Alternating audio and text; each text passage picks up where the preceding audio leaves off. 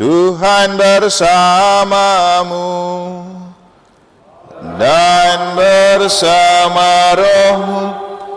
Inilah Injil suci menurut Markus. Dimuliakanlah Tuhan.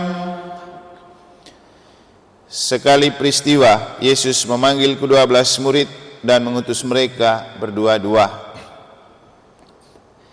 Ia memberi mereka kuasa atas roh-roh jahat dan berpesan kepada mereka supaya jangan membawa apa-apa dalam perjalanan kecuali tongkat. Roti pun tidak boleh dibawa.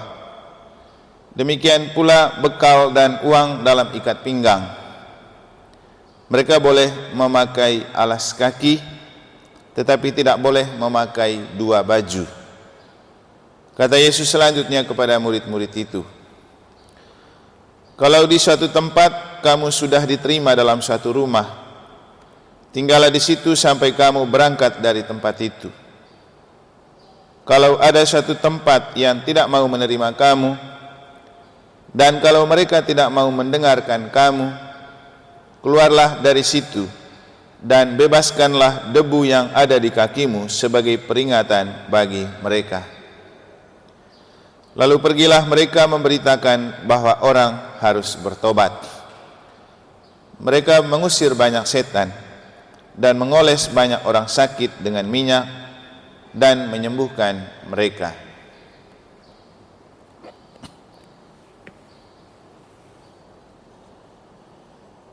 Demikianlah sabda Tuhan.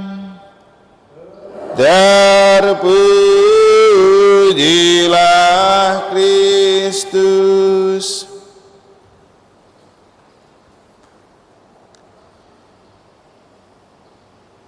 Bapak, Ibu, saudara-saudari, adik-adik dan anak-anak sekalian yang saya kasihi dalam Tuhan, untuk memaknai dua hal yang telah kita dengar dari dua bacaan suci terkait dengan Daud yang mewariskan kerajaan kepada Salomo dan Yesus yang mengutus murid-muridnya berdua-dua. Saya punya cerita ini.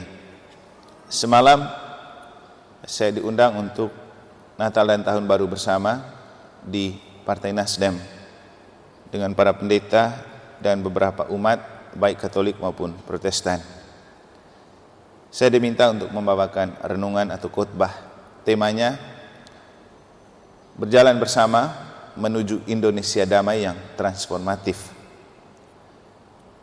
Setelah selesai ibadat, saya juga diberikan kesempatan karena Bapak Uskup tidak sempat datang untuk memberikan sambutan. Kemudian saya memberikan sambutan sebagai Ketua Komisi Kerawam. Namun sebelumnya saya duduk bersama dengan Romo Made karena dia juga hadir dari Singaraja, sehingga kami imamnya ada 2 orang. Lalu saya bilang, Romo Made, nanti saya panggil ke depan. Sekitar di tengah atau di akhir sambutan, saya minta kamu maju untuk memberikan 1-2 kata wejangan untuk para calon sebagai pastor muda. Terus dia bilang, kayak tidak usah, biar kayak sendiri saja. Saya bilang, tidak, kau harus maju. Kan lain rasanya kalau kita berdua. Terus kan kaderisasi juga toh.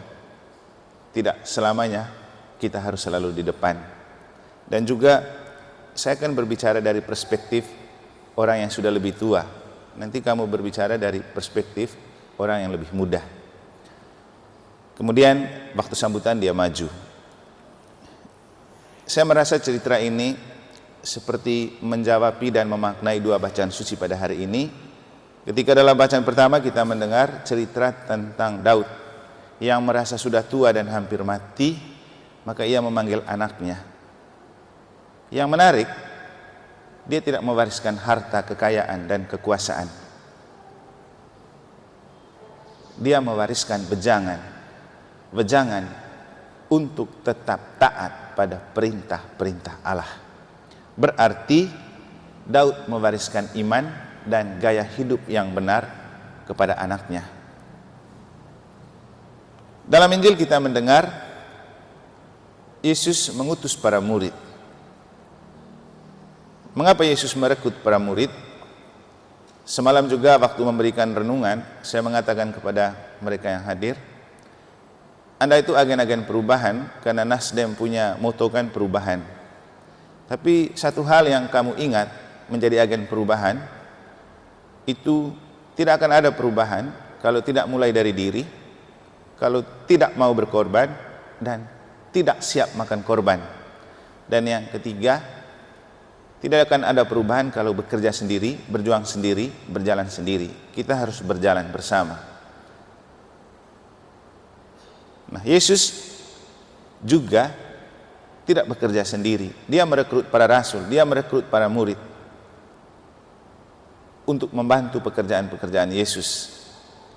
Dan sekaligus dengan cara itu Yesus membuat kaderisasi kepemimpinan. Dan waktu dia mengutus para muridnya, dia mengutus berdua-dua. Mengapa berdua-dua? Tidak sendiri-sendiri, tidak bertiga, berempat, berlima, dan selanjutnya. Dua, kalau dibuat dalam bentuk jari, model begini dia. Kalau di dunia politik orang selalu bilang salam dua jari. Tapi sebenarnya dua itu, angka begini itu menggambarkan kemenangan, karena ini huruf F artinya victory, kemenangan. Maka orang yang mau menang pasti angkat dua jari, kemenangan. Maka dengan mengutus berdua-dua, Yesus mengutus para murid supaya mereka selalu menang atas dunia, karena mereka mewartakan Injil dan kerajaan Allah yang tidak mudah, yang dalam kesempatan lain Yesus melukiskan ketika dia mengutus murid itu seperti mengutus anak domba ke tengah serigala. Tidak mudah. Dan memang ketika Yesus memberikan pejangan kepada mereka, Yesus sudah mengingatkan mereka. Jangan membawa apa-apa kecuali tongkat, baju pun cuma sehelai. Dan kalau kamu masuk suatu rumah, kamu diterima di situ, makan dan minumlah apa yang ada di situ, beri berkat. Tapi kamu ditolak, pergi cepat-cepat. Jadi ada dua kemungkinan yang terjadi, ditolak atau diterima. Yesus sudah mengingatkan mereka akan ada kenyataan dan tantangan seperti itu. Maka supaya mereka kuat, Yesus mengutus berdua-dua supaya mereka bisa tetap menang. Menang dalam arti iman yang memenangkan mereka. Maka tongkat dalam arti simbolik berarti regenerasi, seperti tongkat kegembalaan atau tongkat kepemimpinan, mewariskan kekuasaan melalui tongkat. Tongkat itu simbol kepercayaan. Orang tidak sembarang memberi tongkat kepemimpinan. Seperti Daud, dia mewariskan kepemimpinan itu kepada putranya Salomo. Dan lagi-lagi, orang tidak sembarang memberikan kepercayaan. Kita juga begitu. Bahkan kita punya istri, anak, atau keluarga, belum tentu kita mewariskan sesuatu kepada istri atau anak kalau kita tidak percaya. Kita cari orang yang betul-betul kita percaya. Dan itulah yang dimaksudkan oleh Yesus dengan memberikan tongkat dan memakai tongkat. Kepercayaan. Kepercayaan dalam arti spiritual artinya iman. Maka yang perlu dibawa adalah iman. Iman itu apa? Merasa bahwa mereka diutus bersama Yesus. Makanya sebelum mereka pergi, Yesus memberikan mereka kekuatan. Kekuatan berkat, kekuatan kata-kata. Supaya mereka merasa tidak berjalan sendiri, tetapi selalu berjalan bersama Yesus. Itulah arti dari tongkat dan arti dari diutus berdua-dua. Makna yang lain, diutus berdua-dua itu artinya supaya ada teman yang mengingatkan. Karena kalau kita berjalan sendiri, akan ada bahaya kita tersesat. Nah, ketika kita tersesat, siapa yang membantu memberikan jalan?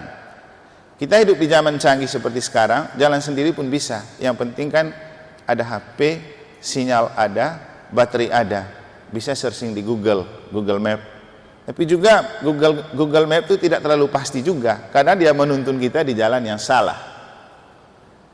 Jadi maksud diutus berdua-dua supaya selalu ada teman yang mengingatkan kemana kita melangkah, kemana kita pergi. Kemudian maksud dari teman itu juga diberikan kepada kita supaya kemungkinan yang terburuk, kalau kita tiba-tiba sakit atau ada apa-apa, setidaknya ada orang lain yang akan menginformasikan dan memberitahukan. Nah, inilah dasar dari ide gereja sinodal, gereja yang berjalan bersama. Karena kita tidak bisa berjalan sendiri, kita tidak bisa bekerja sendiri. Kita butuh teman. Nah, kita dalam karya pewartaan dan perutusan gereja tidak bisa bekerja sendiri, tidak bisa berjuang sendiri. Kalaupun tampaknya kita berjalan sendiri, satu hal yang pasti bahwa Tuhan tidak pernah membiarkan kita berjalan sendiri. Yesus sendiri ketika disendirikan oleh para murid saat ia sedang berdoa, dia bilang apa? Kamu akan pergi meninggalkan aku, kamu akan dicerai-beraikan, aku akan dibiarkan seorang diri. Tetapi sebenarnya aku tidak seorang diri, karena Bapa selalu menyertai aku. Ini seperti yang tulis di sini kan, yang kemudian jadi moto tabisan saya. Jadi kalaupun kita tidak merasa berjalan dengan teman atau berdua, yang pasti Tuhan selalu berjalan bersama kita. Itulah definisi dari tongkat. Tongkat artinya kepercayaan yang Tuhan berikan kepada kita, dan di dalamnya ada kekuatan ilahi yang menyertai. Jangan takut untuk berjalan, jangan takut untuk berkarya, jangan takut untuk kehilangan Tuhan. Karena yang paling penting, sejauh apapun kita berjalan, seberapa berat pun jalan yang kita lalui, kalau kita berjalan bersama Tuhan, kita akan selalu selamat. Nanti putar lagi lagu Aku Tidak Seorang Diri. Akhirnya kita kembali ke apa yang kami alami semalam. Begitu saya memanggil Romo Made, dia berbicara satu dua hal, dan yang paling penting yang dia katakan, itu pesan dari Mother Teresa. Jangan sampai tidak melakukan kebaikan untuk sehari. Tetaplah berbuat baik, sekecil apapun dalam sehari. Kemudian yang kedua dia bilang, kalau mau berjalan cepat, janganlah sendiri. Tapi kalau mau berjalan jauh, jalanlah bersama. Hidup kita bukan tentang hari esok, karena perjalanan kita masih sangat jauh. Kita tidak tahu jauhnya sampai di mana, hanya Tuhan yang tahu. Tapi yang perlu kita tahu, jangan terus berjalan sendiri. Jangan egois, jangan merasa saya bisa tanpa orang lain. Kita punya KBG, kita punya keluarga, kita punya lingkungan, kita punya paroki. Berjalanlah bersama menuju jalan yang kita tidak tahu entah sampai kapan. Yang pasti ketika berjalan bersama dalam gereja, kita tahu gereja adalah jalan menuju surga. Semoga Tuhan memberkati.